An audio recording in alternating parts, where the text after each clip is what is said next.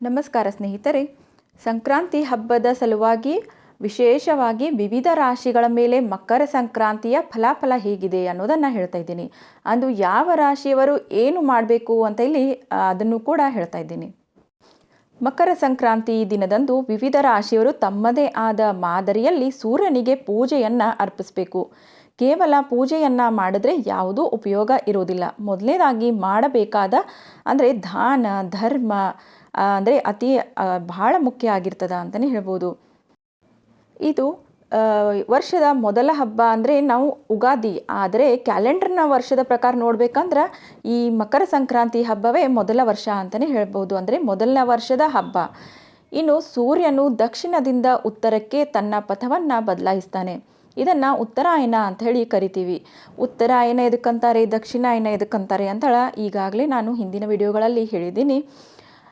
ಇದರ ಅವಧಿ 6 ತಿಂಗಳು ಆಗಿರ್ತದೆ. ಧಾರ್ಮಿಕ ಗ್ರಂಥಗಳ ಪ್ರಕಾರ ಮತ್ತು ಪುರಾಣವನ್ನು ಆಧರಿಸಿ ಈ ಅವಧಿಯಲ್ಲಿ ಸ್ವರ್ಗದ ಬಾಗಿಲು ತೆರೆದಿರ್ತದೆ ಅನ್ನುವಂತಹ ನಂಬಿಕೆ ಕೂಡ ಅದ. ಈ ಸಂಕ್ರಾಂತಿಯ ದಿನದಂದು ವಿವಿಧ ರಾಶಿಯವರು ತಮ್ಮದೇ ಆದ ಮಾದರಿಯಲ್ಲಿ ಸೂರ್ಯನಿಗೆ ಪೂಜೆಯನ್ನು ಅರ್ಪಿಸಬೇಕು.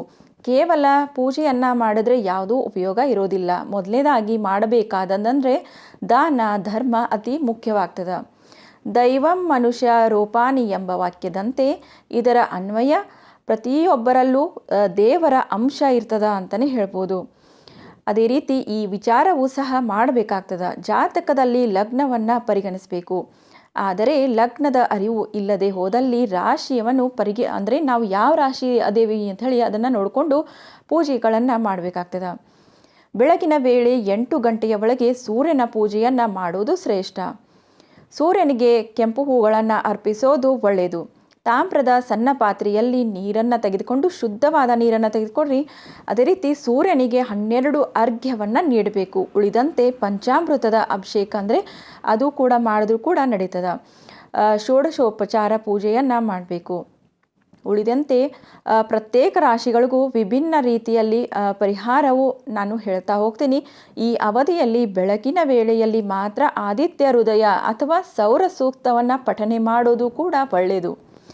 ನೀವು ಆದಿತ್ಯ ಹೃದಯವನ್ನು ಪಾರಾಯಣ ಮಾಡಬೇಕಂದ್ರೆ ಅದು ಕೇವಲ ಬೆಳಗಿನ ಹೊತ್ತಿನಲ್ಲಿ ಮಾತ್ರ ಮಾಡಿರಿ. ಸಾಯಂಕಾಲ ಸೂರ್ಯ ಅಸ್ತ ಆದ ನಂತರ ಯಾವುದೇ ಕಾರಣಕ್ಕೂ ಈ ಆದಿತ್ಯ ಹೃದಯ ಆಗಿರ್ಬೋದು, ಸೌರ ಸೂಕ್ತ ಆಗಿರ್ಬೋದು, ಯಾವುದೇ ಪಠಣವನ್ನು ಮಾಡಲಿಕ್ಕೆ ಹೋಗಬೇಡ್ರಿ. ಈ ಆದಿತ್ಯ ಹೃದಯವನ್ನು ಬೆಳಗಿನ ಹೊತ್ತು ಪಾರಾಯಣ ಮಾಡೋದ್ರಿಂದ ಆರೋಗ್ಯದಲ್ಲಿ ಏನಾದರೂ ನಿಮಗೆ ತೊಂದರೆ ಇದ್ದರೆ ಅದು ಸುಧಾರಣೆ ಕಂಡು ಬರ್ತದೆ. ತಂದೆಯಿಂದ ಅಥವಾ ಕುಟುಂಬದ ಹಿರಿಯರಿಗೆ ಜೊತೆಗಿನ ಏನಾದರೂ ಮನಸ್ತಾಪಗಳು ಇದ್ದರೂ ಕೂಡ ಕೊನೆಗೊಳ್ತವೆ. ಉದ್ಯೋಗದ ಕ್ಷೇತ್ರದಲ್ಲಿ ಹಿರಿಯರಿಗೆ ಅಧಿಕಾರಿಗಳಿಗೆ ಸಹಕಾರ ದೊರಕ್ತದೆ ಅಂತಲೇ ಹೇಳ್ಬೋದು. ಈ ವಿವಿಧ ರಾಶಿಗಳ ಮೇಲೆ ಮಕರ ರಾಶಿ ಸಂಕ್ರಾಂತಿ ಮಕರ ಸಂಕ್ರಾಂತಿ ಅಂತ ಏನು ಹೇಳ್ತಲ್ಲ ಅದರ ಫಲಾಫಲ ಏನು ಅಂತೇಳಿ ಹೇಳ್ತೀನಿ ನೋಡ್ರಿ. ಮೊದಲನೇದಾಗಿ ಮೇಷರಾಶಿಯವರು ಬಿಳಿ ಬಣ್ಣದ ಪಂಚೆ ಮತ್ತು ಶಲ್ಯವನ್ನು ದಾನ ಮಾಡಬೇಕಾಗ್ತದೆ. ಅವರ ಆಶೀರ್ವಾದ ಯಾರಾದರೂ ವೃದ್ಧರಿಗೆ ಬಿಳಿ ಪಂಚೆ ಶಲ್ಯವನ್ನು ದಾನ ಮಾಡಿ ಅವರ ಆಶೀರ್ವಾದವನ್ನು ಪಡ್ಕೋಬೇಕು. ಕುಟುಂಬದ ಹಿರಿಯರ ಏನಾದರೂ ಮನೆಯಲ್ಲಿ ನೀರಿನ ತೊಂದರೆ ಇದ್ದಲ್ಲಿ ಅದನ್ನು ಸರಿಪಡಿಸ್ಕೋಬೇಕು. ಒಂದೊಂದು ಹನಿ ನೀರು ಏನಾದರೂ ಬೀಳ್ತಾ ಇದ್ದರೆ ಅದನ್ನು ಮೊದಲೇ ಸರಿಪಡಿಸ್ಕೋಬೇಕು. ಇದರಿಂದ ಉದ್ಯೋಗದಲ್ಲಿ ಎದುರುವ ತೊಂದರೆಗಳು ನಿವಾರಣೆ ಆಗ್ತವೆ ಅಂತಲೇ ಹೇಳ್ಬೋದು. ಮೇಲಧಿಕಾರಿಗಳ ಜೊತೆ ಇರುವ ನಿಮಗೇನಾದರೂ ಭಿನ್ನಾಭಿಪ್ರಾಯಗಳು ಇದ್ದರೆ ದೂರ ಆಗ್ತವೆ ಅಂತಲೇ ಹೇಳ್ಬೋದು. ಅಲ್ಲದೆ ತಂದೆ ಅಥವಾ ಕುಟುಂಬದ ಹಿರಿಯರ ಜೊತೆಗಿನ ಮನಸ್ತಾಪವೂ ಕೂಡ ದೂರ ಆಗ್ತದೆ. ಎರಡನೇದಾಗಿ ವೃಷಭ ರಾಶಿ. ಈ ವೃಷಭ ರಾಶಿಯವರು ಕೋಪವನ್ನು ಹತೋಟಿಯಲ್ಲಿ ಇಟ್ಕೋಬೇಕು. ಹಿತ್ತಾಳೆ ಪಾತ್ರೆಯನ್ನು ದಾನವನ್ನು ಮಾಡಬೇಕು. ಧಾರ್ಮಿಕ ಕೇಂದ್ರಕ್ಕೆ ಹಾಲು ಅಕ್ಕಿ ಮತ್ತು ಬೇಳೆಗಳನ್ನು ದಾನವಾಗಿ ನೀಡಬೇಕಾಗ್ತದೆ. ಇದರಿಂದ ಆರಂಭಿಸುವ ಕೆಲಸ ಕಾರ್ಯಗಳು ಜಯ ಲಭಿಸ್ತವೆ ಅಂತ. ಆದರೆ ತಂದೆಯವರ ಆರೋಗ್ಯದಲ್ಲಿ ಕೂಡ ಚೇತರಿಕೆ ಕಂಡುಬರ್ತದೆ. ಇನ್ನು ಮುಂದಿನ ರಾಶಿ ಮಿಥುನ ರಾಶಿ. ಮಿಥುನ ರಾಶಿಯವರು ಈ ದಿನ ಮಾತ್ರ ಕೇವಲ ಈ ದಿನ ಅಷ್ಟೇ ದಕ್ಷಿಣದಲ್ಲಿರುವ ಗೇಟ್ ಮೂಲಕ ಮನೆಯನ್ನು ಪ್ರವೇಶಿಸಬಾರ್ದು. ಬಿಳಿ ಹಸುವಿಗೆ ಆಹಾರವನ್ನು ನೀಡಬೇಕು. ಅಲ್ಲದೆ ಗೋಪೂಜೆಯನ್ನು ಮಾಡಬೇಕು. ಇದರಿಂದಾಗಿ ಉತ್ತಮ ಆರೋಗ್ಯ ಲಭಿಸ್ತದೆ. ಅಪಮೃತ್ಯು ಪರಿಹಾರ ಆಗ್ತದೆ ಅಂತಲೇ ಹೇಳ್ಬೋದು. ಇನ್ನು ಕಟಕ ರಾಶಿ. ಕಟಕ ರಾಶಿಯಲ್ಲಿ ಜನಿಸಿದವರು ಕೊಂಬಿಲ್ಲದ ಹಸುವಿನ ಸೇವೆಯನ್ನು ಮಾಡಬೇಕು. ಪುಟ್ಟ ಮಕ್ಕಳಿಗೆ ಹಸುವಿನ ಉತ್ಪನ್ನದಿಂದ ಮಾಡಿದಂತಹ ಸಿಹಿ ತಿಂಡಿ, ಏನಾದರೂ ಸಿಹಿ ತಿಂಡಿಗಳನ್ನು ನೀಡಬೇಕು. ತಂದೆಯವರಿಗೆ ಅಥವಾ ಕುಟುಂಬದ ಹಿರಿಯರಿಗೆ ಕುಡಿಯಲು ಬೆಳ್ಳಿ ಲೋಟದಲ್ಲಿ ಹಾಲನ್ನು ಕೊಡಬೇಕಾಗ್ತದೆ. ಇದರಿಂದ ಪಾಲುಗಾರಿಕೆ ವ್ಯಾಪಾರವಿದ್ದಲ್ಲಿ ನಿಮ್ಮ ಅಸ್ತಿತ್ವ ಉಳಿತದ. ಸಹೋದ್ಯೋಗಿ ಏನಾದರೂ ನಿಮ್ಮ ಜೊತೆ ಕೆಲಸ ಮಾಡೋರ ಜೊತೆ ನಿಮ್ಮ ಭಿನ್ನಾಭಿಪ್ರಾಯ ಏನಾದರೂ ಇದ್ದ ಹಿರಿಯರ ಅಧಿಕಾರಿಗಳ ನೆರವಿನಿಂದ ಪರಿಹಾರ ಕಂಡ್ಕೋಬೋದು. ದಾಂಪತ್ಯದ ಜೀವನದಲ್ಲಿ ಶಾಂತಿ ನೆಮ್ಮದಿ ಲಭಿಸ್ತದೆ. ಇನ್ನು ಮುಂದಿನ ರಾಶಿ ಸಿಂಹರಾಶಿ. ಸಿಂಹರಾಶಿಯವರು ತಂದೆಯವರ ಅಥವಾ ಕುಟುಂಬದ ಹಿರಿಯರ ಆಶೀರ್ವಾದವನ್ನು ಪಡೆಯಬೇಕು. ಕಪ್ಪು ಇರುವೆಗಳಿಗೆ ಆಹಾರವನ್ನು ಧಾನ್ಯವನ್ನು ನೀಡಬೇಕು. ಅಂದರೆ ಸಕ್ಕರೆಯನ್ನು ಕೊಟ್ಟರು ಕೂಡ ನಡೀತದೆ. ಅನಂತರ ತಾಯಿಯ ಆಶೀರ್ವಾದವನ್ನು ಪಡೆದುದಲ್ಲಿ ಬಹುದಿನದಿಂದ ಅಂದರೆ ನಿಮಗೇನಾದರೂ ಭಾಳ ದಿನಗಳಿಂದ ಕಾಡ್ತಾ ಇದ್ದ ಆರೋಗ್ಯದ ತೊಂದರೆ ನಿವಾರಣೆ ಆಗ್ತದೆ. ಉದ್ಯೋಗದಲ್ಲಿ ನಿರೀಕ್ಷಿತ ಫಲಿತಾಂಶಗಳು ಕಂಡು ಬರ್ತವೆ ಅಂತಲೇ ಹೇಳ್ಬೋದು. ಮುಂದಿನ ರಾಶಿ ಕನ್ಯಾ ರಾಶಿ. ಈ ಕನ್ಯಾ ರಾಶಿಯಲ್ಲಿ ಜನಿಸಿದವರು ಅವರ ಸಹೋದರರು ಅಳಿಯ ಅಥವಾ ಮೊಮ್ಮಕ್ಕಳಿಗೆ ಹಬ್ಬದ ಊಟವನ್ನು ಅಂದರೆ ನೀಡಬೇಕಾಗ್ತದೆ. ಬಡ ವಿದ್ಯಾರ್ಥಿಗಳಿಗೆ ಪುಸ್ತಕ ಲೇಖನಗಳನ್ನು ನೀಡಬೇಕು. ಪೆನ್ನು ಈ ಥರ ಏನಾದರೂ ಅವರಿಗೆ ಅಭ್ಯಾಸದಲ್ಲಿ ಉಪಯೋಗವಾಗುವಂತಹ ಏನಾದರೂ ಪುಸ್ತಕ ಪೆನ್ಸಿಲ್ಗಳನ್ನು ನೀಡಬೇಕು. ಮಕ್ಕಳ ವಿದ್ಯಾಭ್ಯಾಸವು ಸುಗಮವಾಗಿ ಸಾಗ್ತದೆ. ಸಂತಾನ ಬಯಸುವವರೆಗೂ ಕೂಡ ನಿಮಗೆ ಶುಭ ವರ್ತಮಾನ ಬರ್ತದ ಅಂತಲೇ ಹೇಳ್ಬೋದು. ಇನ್ನು ಮುಂದಿನ ರಾಶಿ ತುಲಾರಾಶಿ. ಈ ತುಲಾರಾಶಿಯಲ್ಲಿ ಜನಿಸಿದವರು ಏನಾದರೂ ಕಣ್ಣಿನ ತೊಂದರೆ ಇರುವವರಿಗೆ ವೈದ್ಯಕೀಯವಾಗಿ ಚಿಕಿತ್ಸೆಗಾಗಿ ಹಣದ ಸಹಾಯ ಮಾಡಬೇಕು. ಖಾಕಿ ಬಣ್ಣದ ದಾರದಲ್ಲಿ ತಾಮ್ರದ ನಾಣ್ಯವನ್ನು ಕತ್ತಿನಲ್ಲಿ ಧರಿಸ್ಕೋಬೇಕು. ತಾಯಿಯವರಿಗೆ ಅವರಿಗೆ ಇಷ್ಟಪಡುವ ಏನಾದರೂ ಉಡುಗೊರೆಗಳನ್ನು ತಂದು, ಅಂದರೆ ಉಡುಗೊರೆ ಅಂದರೆ ಏನಾದರೂ ಸೀರೆ ಆಗಿರ್ಬೋದು, ಬ್ಲೌಸ್ ಪೀಸ್ ಆಗಿರ್ಬೋದು, ಇದರಿಂದ ಏನಾದರೂ ವಸ್ತ್ರಗಳನ್ನು ಕೊಟ್ಟರೂ ಕೂಡ ನಡೀತದೆ. ಇದರಿಂದ ಸುಖ ಜೀವನ ನಿಮ್ಮದಾಗ್ತದೆ. ಕುಟುಂಬಕ್ಕೆ ಸಂಬಂಧಿಸಿದ ಭೂ ವಿವಾದದಲ್ಲಿ ವಿಜಯವನ್ನು ಲಭಿಸ್ತೀರಿ.